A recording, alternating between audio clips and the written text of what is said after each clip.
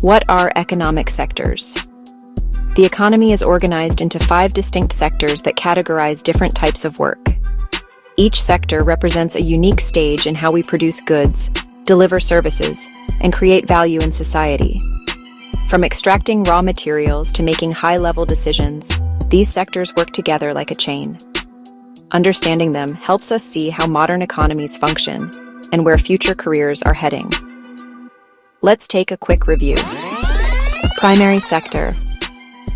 Extracting natural resources directly from Earth. Jobs such as farming and agriculture, fishing and forestry, mining and drilling. Secondary sector, which includes manufacturing and processing raw materials, factory production, construction work, food processing, and juice making.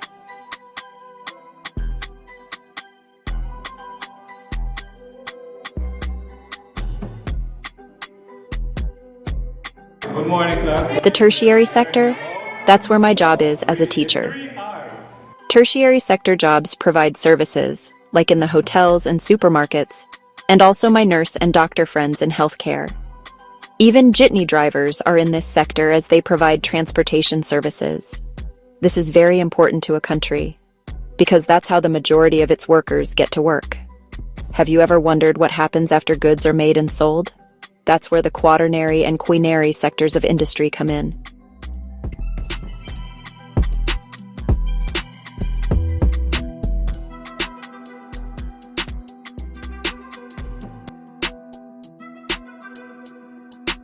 This sector focuses on knowledge and information. It includes jobs that involve research, technology, education, and data management. People in this sector don't produce physical goods. Instead, they use their expertise to help others make better decisions or create new products. For example, a software developer designing apps, a scientist researching renewable energy, or a data analyst studying market trends all work in the quaternary sector. Their main product is knowledge. Now let's look at the quinary sector. This is the highest level of decision-making in society. It includes leaders who shape policies, strategies, and innovations that affect entire organizations or even countries.